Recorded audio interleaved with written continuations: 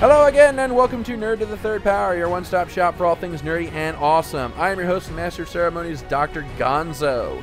With me, as always, in this epic quest of awesomeness is our resident anime goddess, the one, the only, the beautiful, the Cat. Cat, how you doing? Yes, I'm actually doing kind of awesome today. Delivery issues aside. Delivery issues aside, my poor loot crate is lost in the wild somewhere. Lost in the wild. Suddenly I had this image of somebody like wandering through tall grass. A wild loot crate appears. If you find it, catch it with a Pokeball and bring it to me. And let's see, Skyblaze is out this week, so we turn our eye now to the correspondence desk. Brian and John, how are you guys doing? I'm doing all right. I had a weird full weekend. I say full, I take that back. I was just watching a lot of TV.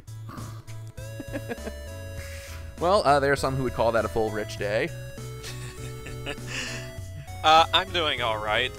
My home is currently going through the process of having its roof raccoon-proofed, because we have had a little family of Rocket's relatives living in our attic and causing trouble, as raccoons are wont to do. Are they stealing limbs?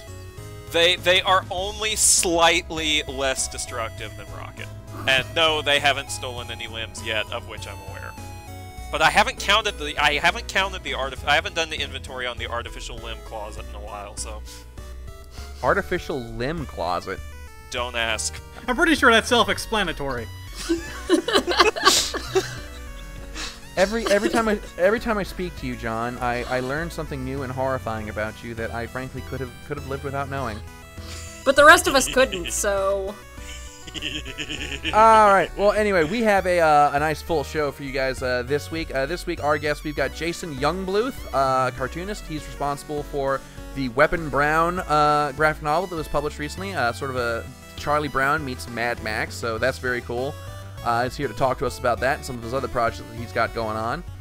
But, of course, you know, there is procedure to follow. We have an itinerary to follow. So let's go ahead and get started with Ask a Geek. And first question here is a simple one. It's one that I'm surprised you've never been asked before.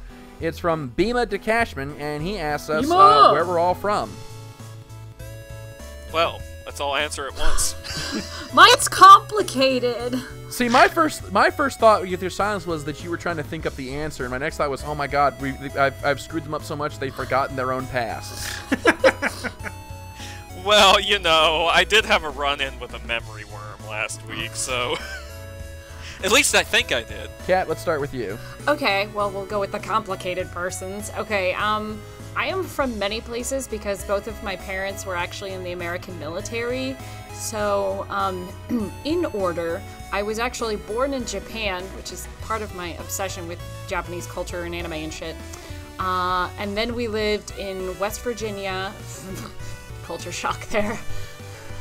And then we lived in Germany, and then Puerto Rico, and then we moved to Maryland so my dad could go work at NSA like a fucking spy. And now I live in Missouri, which is not thrilling at all. But so basically I've lived in a lot of places, and I don't really consider myself being from any one particular place, although right now I consider myself from Maryland because I lived there for a long time. But yeah, it's complicated. And that's where she met me. Yes! And it was all downhill from there. Brian, what about you? Where are you from? Well, mine's complicated, but a little bit less complicated than Kat's, because my father was also in the military. So I was born in Ohio. We traveled down to Colorado. Then we traveled down to Alabama. Then we all got scared and ran from Alabama to Florida. And then we ran from Florida all the way to D.C. Hopefully because you were scared of Florida. That place is pretty horrifying. It was. Not as bad as Alabama. Well, the only reason he wanted to go there is because NASA said, hey, we need some help. He's like, I get to work with space shuttles? Your father actually makes that noise when he moves around. That's amazing. Is he a Roomba? More of a Jetsons car. But after about a year there, we went up to D.C. and we lived in the D.C. metro area for a long period of time. And then I said, I'm sick of the East Coast. I'm gonna go to Texas, and that's where I've lived for the last several years now. So I really don't know where I'm from. Texas has accepted me, so I'm not gonna say I'm from Texas, but they've accepted me. Maybe I'm from Colorado because I lived most of my life there. Begrudgingly. They begrudgingly accepted me. You Yankee. What? I don't even know what that means. I've never even been to New York. Wow. John, what about you? Okay, well, I think it came up relatively recently, actually, during the Professor Shy Guy interview. But I'm from Louisiana originally. And that's where, yeah, thank you. That's where pretty much all my family lives, but I also have moved around a lot.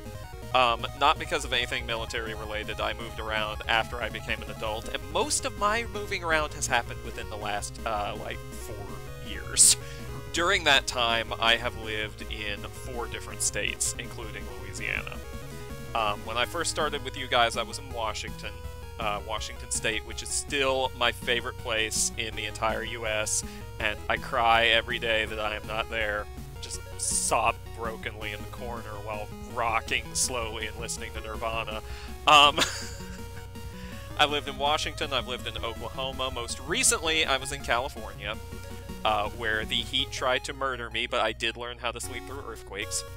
And where I also made awkward eye contact with Neil Patrick Harris and made him very uncomfortable.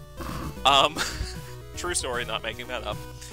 And now I am back in my home state until I can successfully plan my next escape from it. Yeah, he's not kidding about the constant moves of the past several years.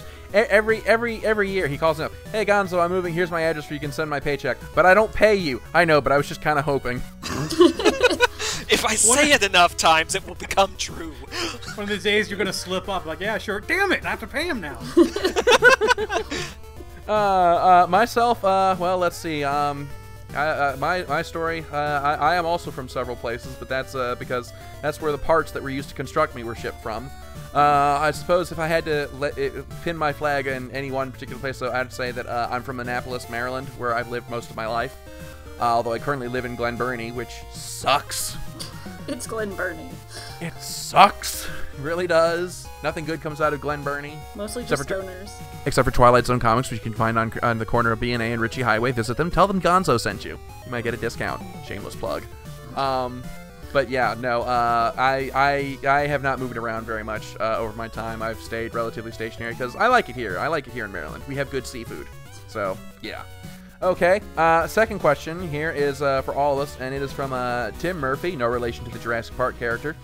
And he asked, if you could design a theme park based around My Little Pony, what kind of rides would you include? And he beats us to the punch with the Rainbow Dash roller coaster, so... Dang it. John, let's start with you on this one. Well, I'm glad you asked, Dr. Gonzo. As it happens, I'm a bit of a theme park geek. My favorite thing at any theme park, carnival, amusement park, whatever you want to call it, whatever kind of place like that, is dark rides. Roller coasters are okay, but I just really love a ride through something that's atmospheric and well lit and has interesting scenes. So, frankly, I'd like to see a whole dark ride built around Nightmare Moon and Nightmare Night. That's pretty much the long and the short of it right there. Or you could just theme one around the villains in general. I would enjoy that.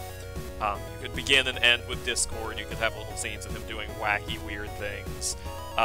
So, yeah, that's my ride right there. Brian, what about you? I'll just go for the easy one. Obviously, you're going to have a merry-go-round with ponies on them. Done. Yes. Wuss. Don't wuss. Dude, there's some pretty amazing merry-go-rounds across this country. You have no idea. Some of them are imported from Germany. No, so fancy, Simon. Sorry, I like merry-go-rounds, all right? So sue me. I shall. Kat, what about you? What ride would you put in? I can't think of a ride off the top of my head, but I think it would be fun to have a, like, Discord's Funhouse, like a walk-through place. That would be just absolutely insane. Like a House of Mirrors, but themed around Discord, so therefore way, way weirder. You walk through a wall, you're in the parking lot. What the... I've actually been thinking about this, and I've got 3 attractions that you would have to have. For the little kids, you'd have to have Fluttershy's Petting Zoo. Oh. That would just have to happen. You would have Princess Luna's Planetarium. Ooh, I like that. And the third, not really an attraction, but more of a shop. But you could have Carousel Boutique as sort of a costume shop. And same thing, you could have like a candy store themed around Pinkie Pie. You could actually go to Sugar Cube Corner. This would be amazing. Somebody throw some money around to make this happen. The Flim Flam brothers should have the gift shop. Oh my god. No, the Flim Flam brothers should do, like, walking around. Like, those should be characters who walk around and talk to you. No, I got one even better.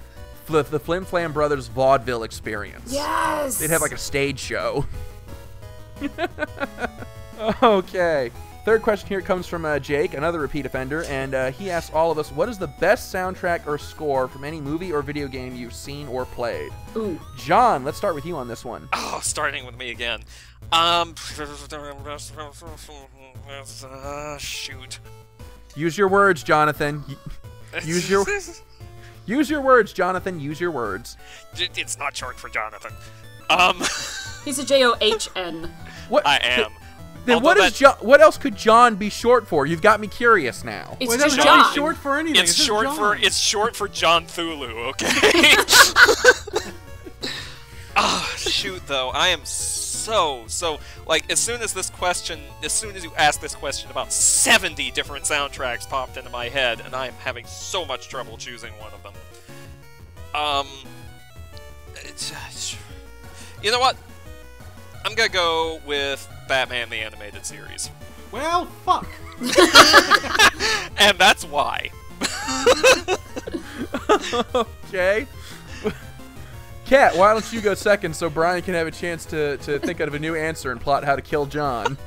Well, this is, for any anime fan, it's kind of a no-brainer. Cowboy Bebop is by far one of the best soundtracked anything in the history of ever. It's phenomenal soundtrack. I also really, probably more than I should, enjoy the soundtrack for Gatchaman Crowds. It just has really good, fun, catchy music, and probably Bacano, and probably for the same reasons as Cowboy Bebop. But then if I had to step away from anime for a moment, Jurassic Park. Brian, what's your answer? I've got no clue. There's so many. I even tried to think about games, to my knowledge, and even that was drawing a blank for a while. Not because they're not good ones, just I can't think of any right now. That's the problem I had. I can troll everyone. Say Over the Top, the Sylvester Stallone movie about arm wrestling. But I'm not, even though I think they got like a really good composer for that movie. I have no idea. I really don't. I think there's so many really good ones out there. Like, to boil it down to one, would be insane. But this does remind me. I randomly found the Warriors score soundtrack online one day. Immediately bought it. Okay. Yeah, I had the same problem. Let's see. Well, my favorite movie score, hands down, has got to go to Howard Shore's treatment of the Lord of the Rings trilogy. That's just an incredible score, and for the longest time my favorite was John Williams in Star Wars, but then Howard Shore came along and supplanted him. Just some of the pieces in those soundtracks just still move me to tears. Like, oh my God, the end song, the end track of Fellowship of the Ring, Road Goes Ever On, I think it's called. Just, leaves me sobbing like a schoolgirl every time I listen to it. For video game soundtracks, that's a bit of a toughie. I think I'd be torn between I can't pronounce his last name, Jeremy Soule's soundtrack for Elder Scrolls V Skyrim, and I can't remember who was the composer for the games, but the Mass Effect trilogy also had a really stellar score in my eyes. Less so the first game, more the second and third, which had more of an orchestral feel to it. The first one was kind of relied a little bit on the techno a little much, I felt. But yeah. So yeah, those are I think my favorite scores right now. And with that, that's all the Ask a Geek questions that we have for this week. As always, you can send them to us through the email at billysmith@channelawesome.com, or you can drop them in the That Guy with the Glasses forum thread. Or our engineer also on our Facebook, if you're following us on Facebook, our engineer puts up a thread every week for Ask a Geek questions for the following episode. Don't be afraid to submit your questions if you've asked them before and they haven't been answered. Go ahead, feel free to submit them again. And that's all the Ask a Geek questions that we have for this week. So we're going to jump right into our headlines, starting this week with John. So John, take it away. Thanks, Dr. Gonzo. Well, without further ado, let's dive into the movie bin and see what we've got this week. Well, they're not all superhero headlines this week, but it's still damn close. We're beginning today with a little cluster of announcements. First of all, while we still do not have a script or a full cast or even a leading actor, we at least have a release date for Doctor Strange, namely July 8th, 2016. It may seem far off, but if Marvel has learned anything from the Ant-Man debacle, and please let's hope they learned something from the Ant-Man debacle, it's that they can't afford to drag their heels, so expect to hear some more information soon. In semi-Marvel related news, because they have the character in the comics and they created him, they just don't have the movie rights, it seems that footage leak a little while back did the trick, as Fox has finally announced that Deadpool is officially going to be a thing.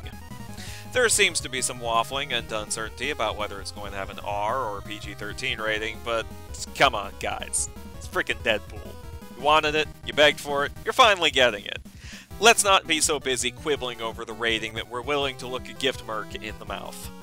Sorry, I really couldn't resist that one. Moving on to DC, there's a new film that's apparently joined their release roster, and this one might actually be a surprise to some of you folks. Suicide Squad. What is Suicide Squad, you ask? The Suicide Squad is a group of supervillain convicts who go on dangerous missions, dare I even say, suicide missions, for the government in exchange for time off. The roster is ever-changing, but ever since the New 52 relaunch has most famously featured Harley Quinn, which leaves one hoping, sincerely hoping, that she might finally, actually show up on the big screen for the first time. Of course, we can't actually know for sure that Ms. Quinzel will be involved, nor do we know basically anything other than the fact that there will be a Suicide Squad movie. DC doesn't seem to be content to be consigned to the big screen though, nor to its apparent intended domination of the small screen, which Brian will be talking about in a few minutes. Apparently, it wants to take over the internet too, which is why Machinima, however it's pronounced, is going to be featuring a 3-part miniseries called Justice League: Gods and Monsters, starring DC's Trinity, Superman, Batman, and Wonder Woman. Bruce Timm and Alan Burnett are overseeing the project, which promises to feature, quote, much darker versions, unquote, of the beloved superheroes. A statement which makes me kind of skeptical, because really, how much darker can they go with these guys at this point? Oh, for the days of the brave and the bold. At least I got Bruce Timm. And finally, just so I can end with something different from superheroes this week, Lavalantula. That's really all I need to say, isn't it? You already know it's on Sci-Fi, you already know it's coming from the same gibbering font of lunacy that gave us Sharknado, you already know it's about giant lava spiders, and you already know you're going to watch it, probably while drunk and or stoned. Let's just drop all pretense, cease even pretending that we care who's going to be in it, Steve Guttenberg for the record, and just savor pronouncing those sweet, sweet pyro-arachnid syllables. Lavalantula, coming summer 2015. Just sends tingles down my spine. And that's it for your movie news. Now I turn things over to my comic collecting colleague for your multiverse headlines. Take it away, Brian. Thank you. Well, this week in the multiverse, I have 2 updated stories for you. First up, DC's animated line, I reported that there's going to be a new movie called Gods and Monsters that was going to be made with the involvement of Bruce Timm in some way. It turns out that Timm will produce the movie, and he's also going to be producing a web series called Gods and Monster Chronicles that will lead up to the movie itself. The series will be on Machinima. Yes, that's the same channel you'll see on YouTube a lot, and I believe they carried the Mortal Kombat live-action series and possibly the Street Fighter live-action series. It's going to be interesting to see where this debuts. They're looking about sometime next year and how this sort of follows up. This will be the first time they've had a sort of prequel in the web series leading up to an actual animated movie. My second update is on the fate of the all-new Ghost Rider book that looked like it was going to be cancelled at number 12. Well, Marvel's editor-in-chief Axel Alonso took to Twitter to tell us to relax. The series is not cancelled. Hard to argue with that, really. It's the guy in charge. But when asked about the reports, he said they were rumors that were part speculation and part wishful thinking, which goes against some of the reports I've seen, but at the same time, he is the guy in charge. It's hard to argue with him. In TV news, it looks like another comic book character is possibly getting a series. This time, it's Supergirl, and the network that has taken interest in it, CBS. Details are a little scarce at the moment. There's been no cast announced. I've heard both a series commitment or right now just a pilot, so I'm not really sure. Whatever the case may be, if this show does get off the ground, that means every major network is going to have at least one show based on a comic book. Even in my most optimistic days, I would never have guessed this being possible. Fox, ABC, NBC, now almost CBS, CW, heck, even TNT is looking to getting a Teen Titans show. Oh, have we mentioned that? Yeah, TNT is looking for a superhero show. We have expanded beyond just major networks and into cable itself. I don't know who to blame for this. I'm going to say The Walking Dead, but who knows? Well guys, there hasn't been much in the way of anime news in the last week, so instead I thought I'd talk about whatever topic came to mind first. And because it's me, the first thing I thought about was Sailor Moon Crystal. I know we had a whole discussion on it after the first episode aired, but now it's been a few months and people have been kind of asking me what I think about the way it's going. So here's the deal. I love the story. The show is giving each character their own episode, it's taking the time to introduce everyone and refamiliarize the audience with everybody. This is throwing a few people off because everyone is used to their personalities from the original anime, which were like the extreme versions of themselves. So these more like subdued versions we're seeing in the new series haven't really been expanded on too much yet, but there's still plenty of time in the season, so it's gonna happen. My greatest curiosity for the new show was whether or not the technology would be updated. A series from the 90s wouldn't have shown prolific usage of like cell phones and laptops, and so I'm kind of glad to see that Crystal is including these things without taking away too much from the gadgets used by the Sailor Senshi that serve essentially the same purpose. Now the thing that makes me flail like the fangirl that I am is that Crystal appears to be tapping into one particular unused idea that the mangaka had, but never utilized in the manga, much less the anime. Takeuchi once drew a fabulous piece of art that romantically paired each Sailor Senshi with one of the Shitenno. Now, the original anime pretty much destroyed the Shitenno as they were written in the manga, so those who haven't read Sailor Moon don't really know the backstories of these villains or know about the pairings, which a lot of other fans consider to be canon. So yeah, we're definitely starting to see some of that out of the Four Kings, recognizing their respective Senshi and kind of feeling a little stirring maybe. And this could just be optimism, but I really think they're gonna roll with the shipping, which is awesome because if they do, we'll get a lot more character development out of the villains than the manga had room for, and it'll be more in the spirit of what Takeuchi wanted for them than what the original anime gave us. Now, I do want to take a hot moment and talk about the animation. I've seen a lot of complaints about the 3D animation being used in the transformation sequences and those wall eyes of the main characters, but more than that, there seems to be like odd drops in quality and not a whole lot of attention is getting paid to backgrounds and background characters. There's a lot of derp faces in this show. And for a show this important with this much anticipation built up around it, you'd think they'd be trying to churn out the best possible product, but really a lot of it is falling flat. But there is hope. If you watched episode 6, you may have noticed that the opening had been slightly edited. The animators have been cleaning up a few frames and adding better lighting and shadows, and thank God they finally freaking made Queen Serenity's hair silver like it's supposed to be. So while the animation may not be all that we hoped it would, I take comfort in knowing that they will probably do a lot of touching up before the full home video release. Now, the only thing that's killing me about this show is the bi-weekly release. Crystal is set to be, as I understand it, 26 episodes, and it's already been going for 2.5 months, and we've only had 6 episodes. So at this rate, it's gonna be like another 8 months before it's all out, and it'll probably be over a year before there's a full series box set, and I'm really way too impatient for this nonsense. That's all I've got going on in anime and manga world. Please, Gonzo, talk about something else. All right, thank you, Kat. And that's all the headlines that we have for Nerd to the Third Power this week. I have got absolutely dick to talk about. So, and I don't think you guys come here to hear me talk about dick. So, yeah, we're just going to go ahead straight take to the musical break. And when we come back, Jason Yungbluth is on to talk to us about his graphic novel, Weapon Brown, and his future projects. So, yeah, stay tuned. We got a lot of fun stuff ahead.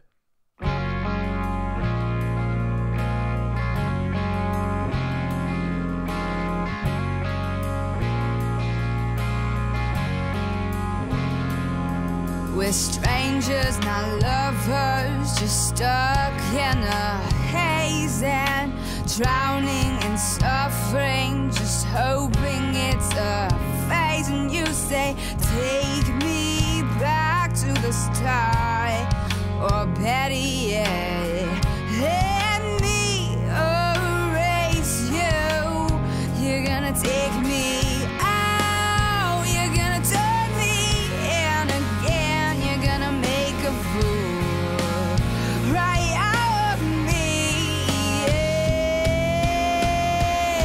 'Cause every little thing you love about me is everything you'll hate soon, and every little thing you try to love will come right back to hurt you, and nothing gets better.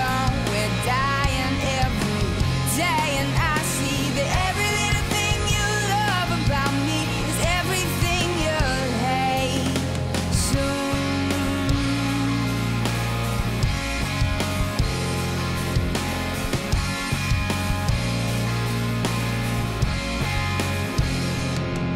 We're running in circles to flee from our fate, and tired of hiding when nothing is safe. And you say, take me back to the start, or better yet, let me erase you. You're gonna take me out, you're gonna turn me in again, you're gonna make a fool right out of me, yeah.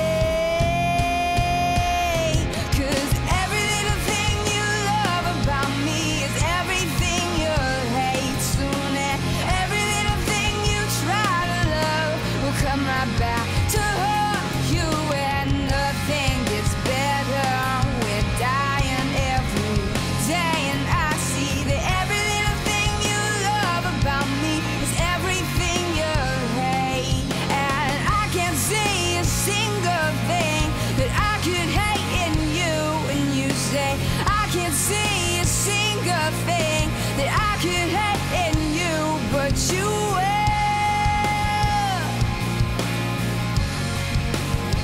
but you will.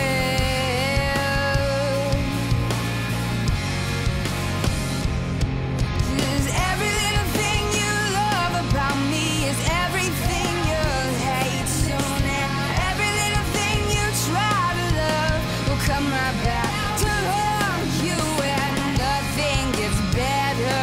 We're dying every day, and I see that every little thing you love about me is everything you'll hate soon.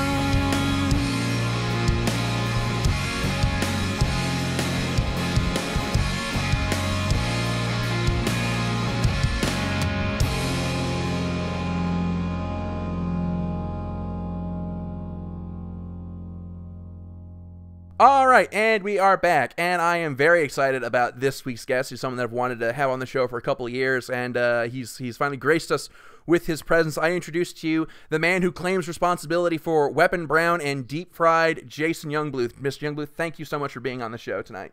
Oh, thank you. Mr. Yungbluth is my father. You can call me Sir Mr. Okay. How about we just shorten that to Jason?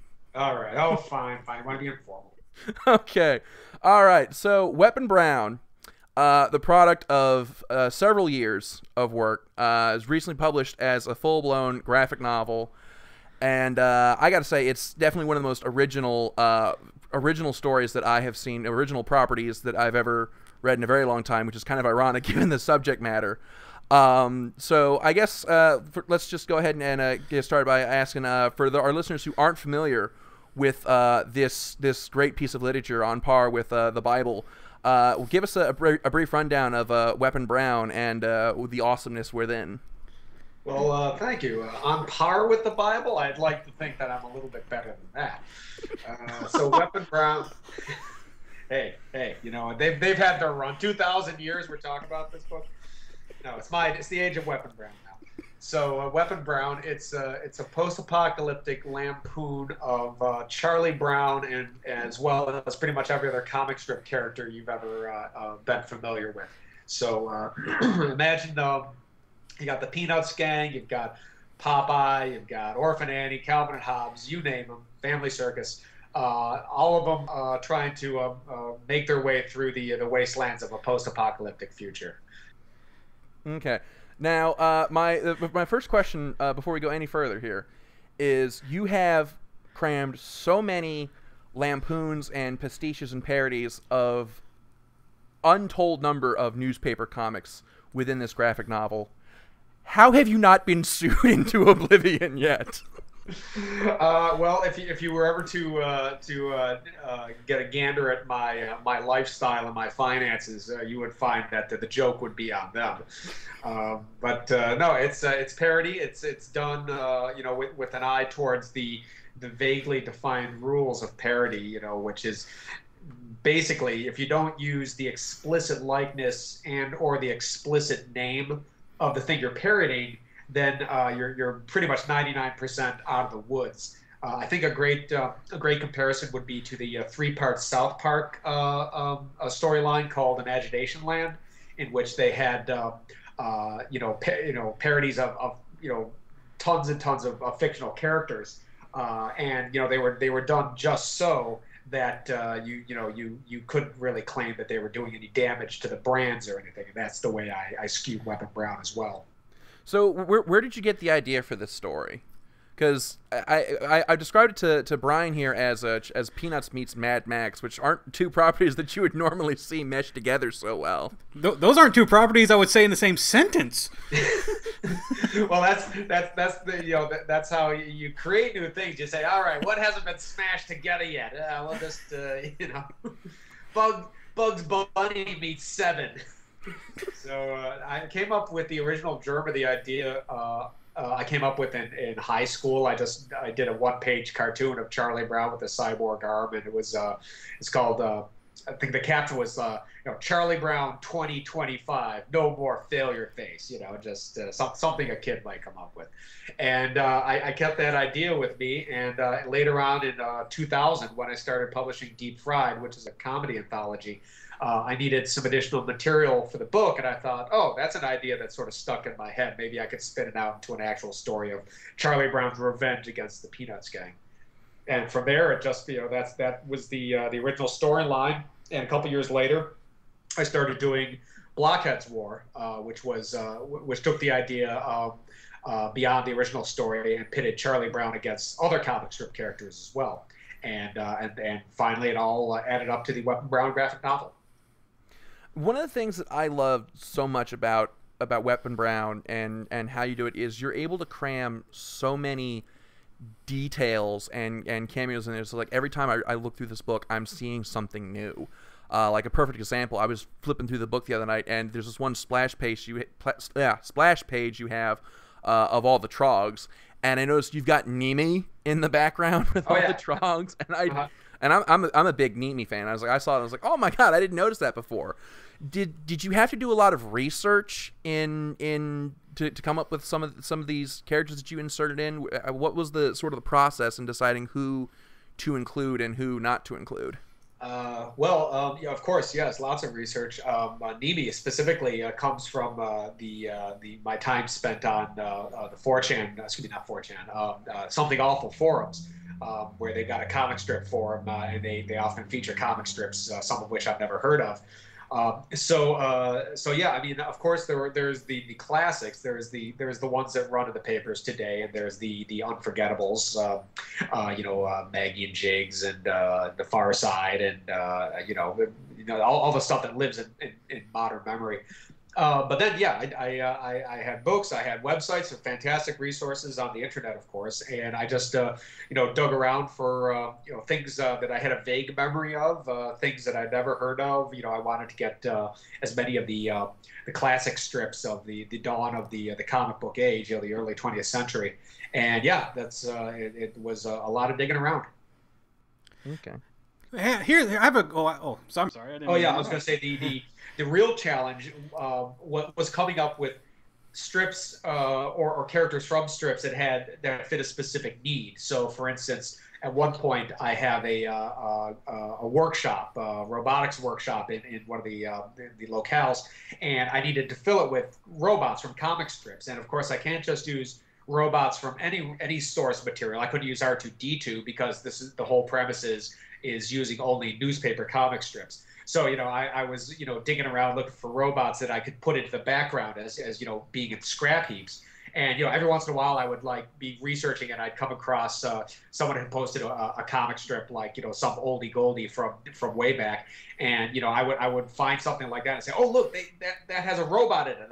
I could take that robot and use it as a background prop. So that was what the most amount of research went into, looking for those very specific elements that were needed for certain scenarios. Okay.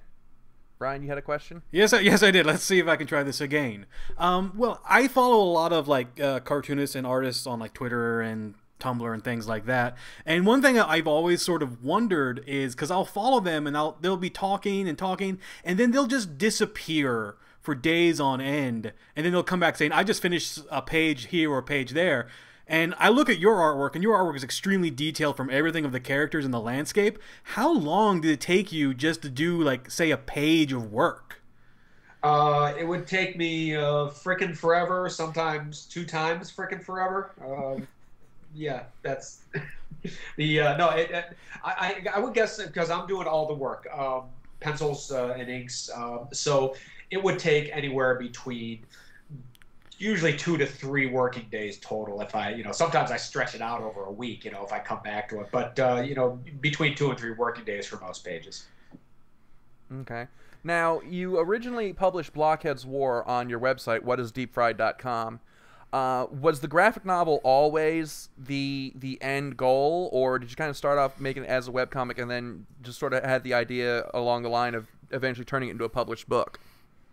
Yeah, the graphic novel was, or an omnibus collection of all Weapon Brown material was always the idea. And Blockhead's War really got out of control because I only meant that to be like a 2-issue follow-on to the original Weapon Brown one-shot that I published in 2003. And that was only a 48-page book to begin with. So the whole thing was only supposed to be, roughly 150 pages, right?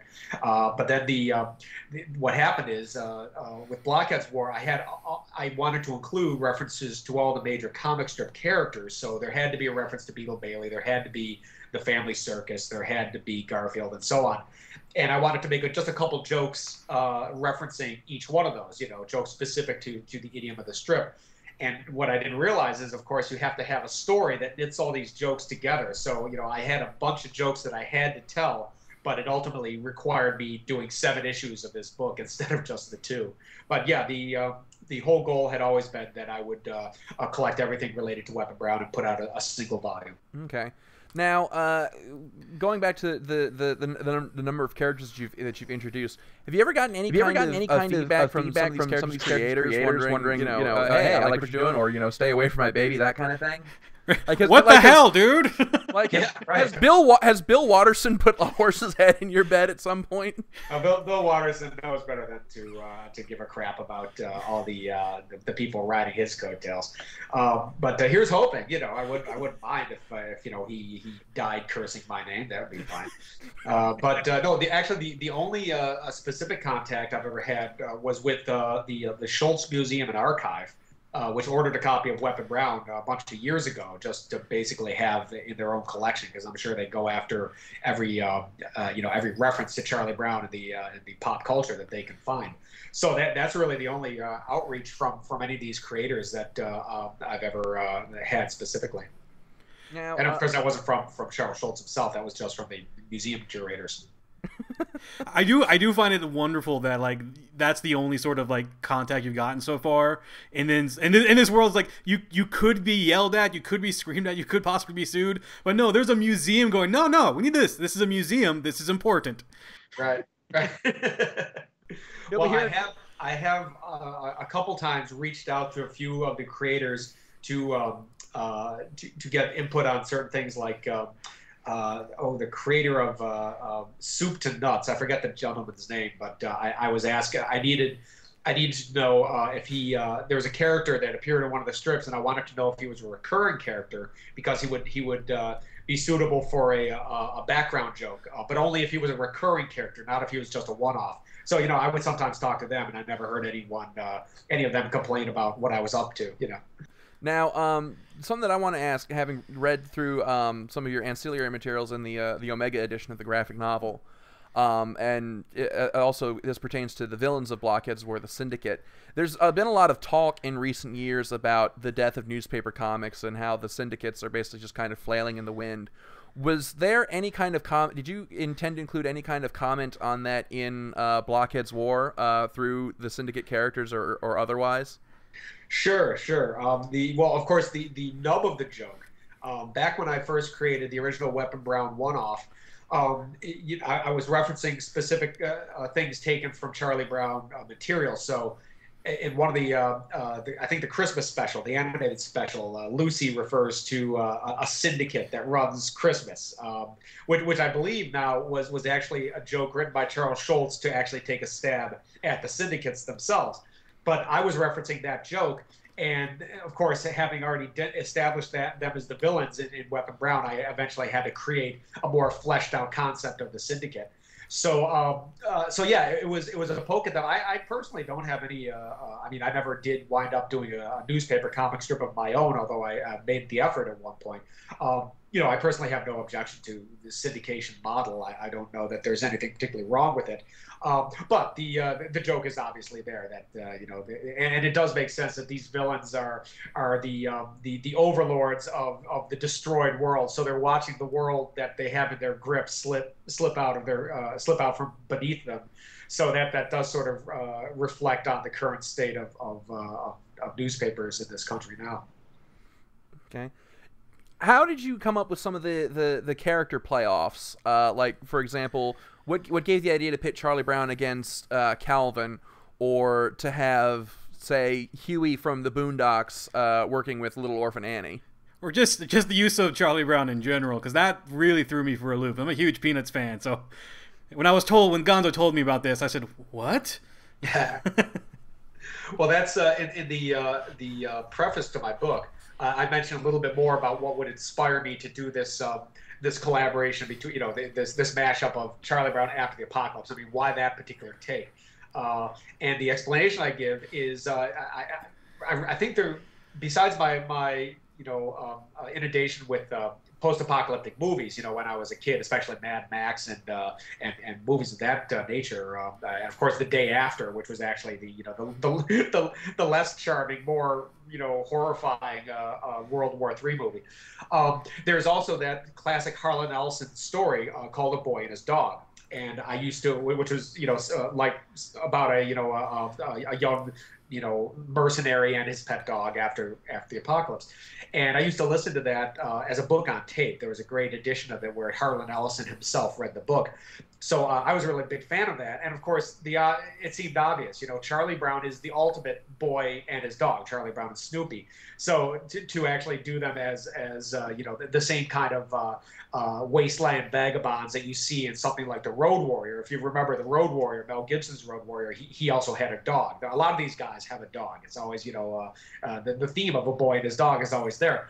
So I thought, well, that's a natural then. You know, if you want to goof on Charlie Brown, if you want to goof on the idiosyncrasies of it, and all the gags, you know, basically my whole point was to get Charlie Brown to the point where he could kick Lucy in the head, you know, instead of kicking the football. It's like, okay, we got to see that moment. And I just thought this would be a funny way to craft the story, because I wasn't particularly interested in just doing some jokes where Charlie Brown as Charlie Brown just does some adult stuff. I wanted a whole concept, you know, a whole actual adventure story to go along with it. I think I lost track of the question. Does that answer your question? Why did I do the other characters? Well, the original premise for Weapon Brown was just Charlie Brown versus the Peanuts gang. So for Blockhead's War, I had to have another obvious thing, another obvious confrontation that would make sense when you're going to pit one comic strip character against another. And the the answer to that seemed to me that it should be, well, who's the king of the comics page? Is it Charlie Brown or is it Calvin and Hobbes? Because I think if you ask anyone today, well, actually, maybe not true, because a lot of people, younger people have forgotten Calvin and Hobbes in any real way. But if you were to ask people who grew up reading newspapers, people of between 30 and 40, they would say, oh yeah, Calvin and Hobbes sort of was the last word in really funny newspaper comics, and as a character, he was the natural inheritor to the mantle of Charlie Brown, and that was my idea, at least anyway. So I thought I'd have a confrontation between the two of them to see who's really the boss. Okay, so now, of course, the Peanuts gang have expanded well beyond just their comic strip roots. They've been in animated specials, television shows, and I think they've recently broken into comic books. Irony of ironies. Not only that, there's going to be an animated movie, CG. Yeah. Have you thought of maybe? I don't know if you have any future plans for Weapon Brown, but have you thought of maybe like if you do Weapon Brown 3, expanding to have Chuck face off against, say, like Saturday morning cartoon character? Yeah, that's interesting, because I have a notion of another story. I have no plans on doing it anytime soon, but I almost think that I'd still like to keep it in the vein of comic strips themselves. But maybe the next mashup should be between Charlie Brown and Weapon Brown, I should say, and web strips. That seems like the natural next thing. The only problem with that is that there's very few web strips that are as well known to large populations as any single newspaper strip. So, like, even if you don't read Blondie, most people know who Dagwood and Blondie are. Whereas Achewood is a great strip, and I'm not sure that I love Achewood. Yeah, that's great. Or what's the one that I can never remember the name, that pornographic fantasy strip? Yungbluth. Yungbluth, thank you. Yeah. So these are I'd have to think for a moment to see if there would be enough relevance to an audience to get those jokes. But on another level, if I were to continue Weapon Brown, my thought had been maybe I should let Weapon Brown himself retire, and then Jeffy from the Family Circus, who sort of goes off with him at the end of the story, he could become the inheritor of Chuck's legacy. And then the question is, are there any newspaper comic strips left to make fun of? I think I did them all. Now, damn my diligence. Now, because I read a lot of comic books and I read some newspaper strips, and one of the things that I've sort of noticed in the change of the culture lately has been to sort of try to move away from what a lot of people like to call ultra-violent or just inherently politically incorrect things. Wow. And I read yours, and you wonderfully just say, no, this will be violent. This will be slightly politically incorrect. And this is going to sound so weird. It's a little bit refreshing to kind of read that. Give me an example of the kind of books that you think are moving away from that trend. Not that I think there's anything wrong with that, but it seems to me that violence and crudity are evergreen. I don't know that my book is necessarily an outlier for a world that's turning back to its wholesome roots or something. Although I'm glad that it seems that way. It's very true. There's still like a lot, and a lot of the publishers still sort of produce that, especially like independent guys like Image. But there's also been this rise of what's called kid-friendly books, or like Kaboom. Boom Studios made Kaboom, which was like kid-only line. I think, who else is doing that? IDW picked up like all of the old Cartoon Network shows, and they're starting to like remake those. So there's sort of this idea that while violence is still prevalent, there's now sort of this weird coming into like, well, yeah, we can have that, but let's have something a little bit less of that, and more, I guess you could call it wholesome if you want. But like at the same time, there's always been, to me anyway, I've seen a lot of people who will see something that maybe is violent, and they sort of kind of do the tusk, the shake your head and wave your finger at the people. Well, I am disturbed to hear what you're saying, that people are starting to make comics for kids. I couldn't be more opposed to that. But as yeah, as for my stuff, I've always had sort of an underground sensibility. You know, I like comics of all kinds, but you know, I wanted to make a comic that was you know, meant for the audience of something like heavy metal. You know, I mean, that might even be slightly dated, but you know, that was one of the niftiest things when I was young. The niftiest animated movies I ever saw was heavy metal, because of exactly that. It was just you know, it was a cartoon, but it was sci-fi, and it was, you know, sex and violence and everything that you're not, you know, supposed to have in a kids cartoon. I guess Watership Down would be the other animated feature that had that kind of impact on me. But yeah, I don't think I hadn't thought of it that way. I didn't do Weapon Brown as any kind of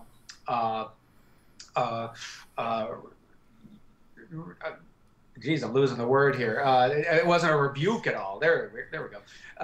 To any kind of trend, although its own sensibility is you know, it's taking sweet, lovable characters and butching them up and putting them in a violent circumstance. So it's you know, it's except for maybe the particular level of violence, I don't think there's anything that distinct about that premise, the idea of taking what is innocent and making it harsh, you know.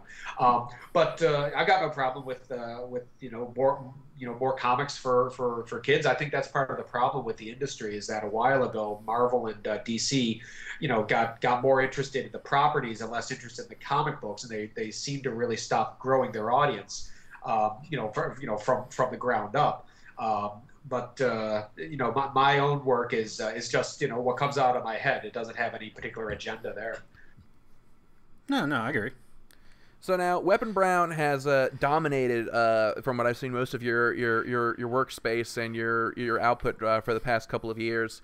So now that it's finished and the graphic novel's out, what's next? What's the next big project for Jason Yungbluth? Well, I've had a couple things in the hopper that I've been waiting to get back to. The very next thing I'll be doing is the new mini comic, the third installment of a regular mini comic that I've done in the past, called Suicide Note. And this is going to debut a brand new Clarissa story. Clarissa is a character of mine from Deep Fried, and she's sort of taken off on the internet over the last few years. So I decided I better, you know, put out another story featuring this character. So her story is going to debut in this new mini comic, which is just going to be a one-off. And then at the same time, Deep Fried, my original baby, is going to be returning to my website as a regular feature. And on top of that, I'm basically trying to. I've had a premise for a comic book I'd like to pitch to publishers that I've had for a while, called The Garbage Men, and that has remained with me. And so I'm planning on getting to work on that and getting that in front of some editors in 2015, and hopefully that'll be the next adventure-oriented comic book project that I would be involved in. So, Weapon Brown, the graphic novel, where can our listeners find this glorious piece of awesomeness? This glorious piece of awesomeness. Oh, yes. Well, certainly you can find it at weaponbrown.com. You can purchase it off of my store on that site. You can buy it on Amazon. Just look for the Weapon Brown Omnibus on Amazon. You can purchase it there. It's available in stores across the country. You can always go to your local store and ask them to reorder it through Diamond if they don't already have a copy in-house. And then that'll be shipped to you. And, you know, otherwise, just check your local landfill. I'm sure you'll find hundreds of them there.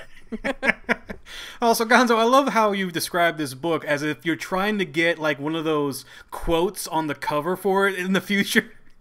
Like, trying really hard. Well, I mean, this is how I am with things that I love. I've loved Weapon Brown, and I want everyone out there to see it and to know about it. So, you know, and yeah, but I do admit that if Jason, if you could see my nose right now, it is so very, very brown. You're a Weapon Brown noser. There you go. There we are. All right. Well, I appreciate it. You know, if you don't have people loving your work, then basically you're just doing it for yourself. So that's the rest of my work. You know, I definitely need people to love this. This was like a 5-year investment. So. All right. So, Brian, any other questions that you want to ask while we have Jason's attention? I'm just like this is more technical questions. I love sort of technical questions. Is that you kept it black and white? Now, obviously, a lot of times when people keep it black and white, it's for money purposes because color sometimes is expensive. But when you kept it black and white, you also used those colors very well in the book and in the pages. Almost very Sin City-esque, if I can kind of compare the two. Was that something you planned to do, or was this like you're going through going, oh, hold up, this is a really good idea?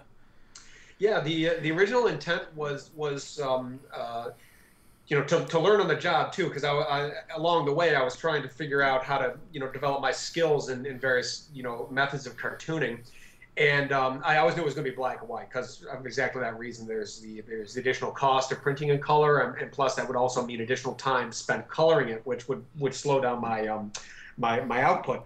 So yeah, what I tried to do is just make it as interesting a black and white book as I could. And I'm a huge Sin City fan, also a Mignola fan. And those guys really know how to use their blacks and whites. So initially, I tried to resist using tone as often as possible, whether it was cross-hatching or half-tones. I really tried to make my work, as solid black and white as possible. But then as it went along, it became clear that just some of the way I was doing my style, which had a lot of detail, which reduced the number, which increased the number of lines but reduced the number of shapes. Required me to maybe add some tones here and there. So I hopefully it's sort of all blended together, but you can usually see a shift between my work from the beginning of the story towards the end. But yeah, I did try to think in terms of how attractive a black and white book I could make this, because I mean I enjoy color books too, but I think these days the best thing about a black and white book is people who really know how to use black and white. It's not that it's a book that could be in color, except they decided not to color it. So I just tried to maximize the graphicness of it, the attractiveness of it. Okay. Yeah, I mean, I saw it like almost immediately, and I was like, this is gonna be good. Oh, good. Thank you. Yeah, there are times too where I would switch styles because dark, gestalty, black and white approach of Sin City. But there are other portions of it that like there are pages on there which are definitely like me aping John Byrne. There's me aping Barry Windsor Smith. There's me aping Mike Mignola. Not so much that I'm trying to do an explicit copy because that would be jarring. But there are these pages where I'm just like, oh, I haven't really experimented with these techniques I like. Let's see if I can do it there. So hopefully the book gels overall. But yeah, there are times where I look at this like, wow, there's like 5 different artists working on this book. Yeah, I've seen those. Okay. Well, I've run through my list of questions. Brian, do you have any last ones? Well, no really last questions, but I will admit, I want to say that while reading the book, and I got very close to the end, and I believe it was the Flash Gordon joke. Uh-huh. I don't think I've laughed as hard as I had at a Flash Gordon joke than I had at that one. Basically because I didn't see it. Yeah, I didn't see it coming, and then like, oh. Now, did you catch the Popeye theme song that he put in there? Oh no, I must have missed it. I'm sorry. That's nice. That's some of these were very subtle, but like the Popeye one especially, I was like, should I put musical notes to sort of emphasize this? Like, no, I'll just let people try to figure it out.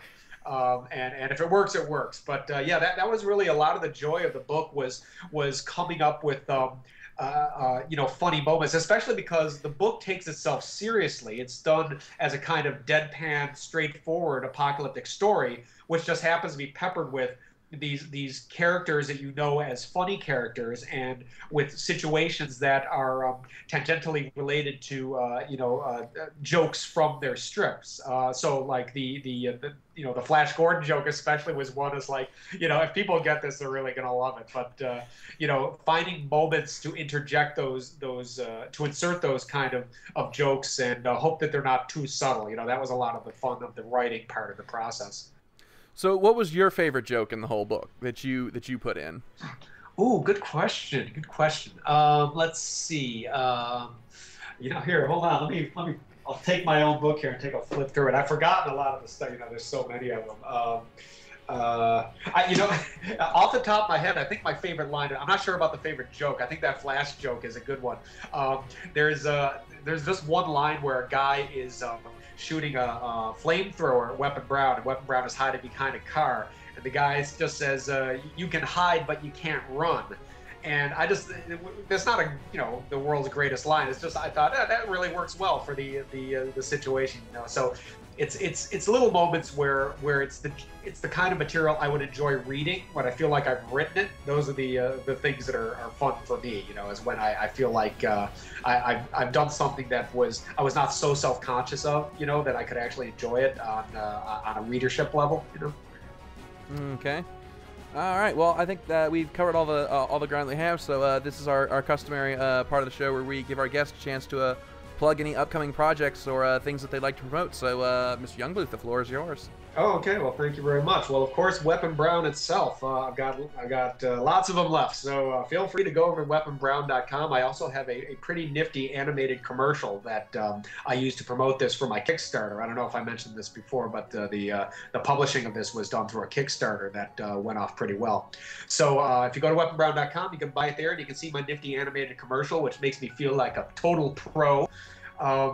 Whatisdeepfried.com is my main website. That's where new Deep Fried comics will start running in October, and where you can also find out about the Kickstarter for that new Clarissa story as well. So I just encourage people to go to whatisdeepfried.com.